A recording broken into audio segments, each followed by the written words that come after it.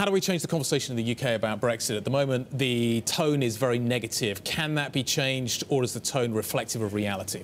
No, I think they do need to change the conversation. At the moment, they're far too defensive. The narrative is all about what the UK should do. This is not a zero-sum game. You know, the EU has skin in the game. There are lots of businesses which are financed out of London, and they need to change the narrative back on that. But also, I think, you know, ultimately what Theresa May needs to do is get Brexit off the front pages. Now, very difficult job, but that comes down to having a distinct domestic agenda. But at the moment, there isn't one. What does she stand for? I don't know. And, you know, there's a huge opportunity cost which is being played out here. This is the biggest thing to happen to Britain in many generations. Why do you want it off the front page?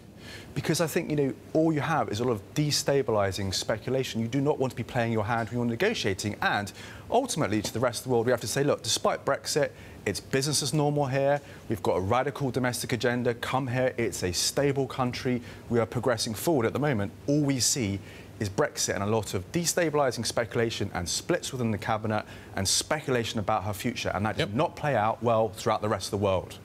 Splits in her cabinets. Do you need to change the team to change the conversation? I don't really, you know, she's not in a position to be able to do that. So, you know, she could have a reshuffle, but all she's going to do is annoy more people than she's going to please, and it could well trigger her downfall. I think, you know, it's much more about ideas than personnel. Giles, fabulous to speak to you. And I would suggest that beasts like you are maybe the most important person in the conversation, not the politicians, but the people, as you said, in the Times of London, doing the spin game. Just from a distance, I've been stunned at the lack of organized spin by the Conservatives in London. What's your to-do list for Britain to get the spin together, to get the message into a single loud message to Brussels and to Ms. Merkel? Well, I think, you know, you're exactly right. They're on the back foot in the spin game. I mean, the first thing they need to do is turn the screw on Juncker and Barnier in the foreign press. As I said, it's not a zero-sum game. There are a lot of European businesses financed out of London.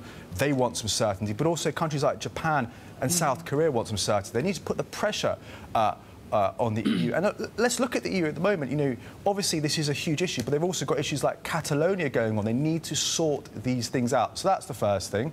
Secondly, look, ultimately, the UK did vote for Brexit. OK, it was quite a narrow margin. But they need to mobilise public sentiment in this country and say, look, you know, these are the reasons why we voted, and get back on the front foot. But at the moment, as I say, we're being very, very defensive.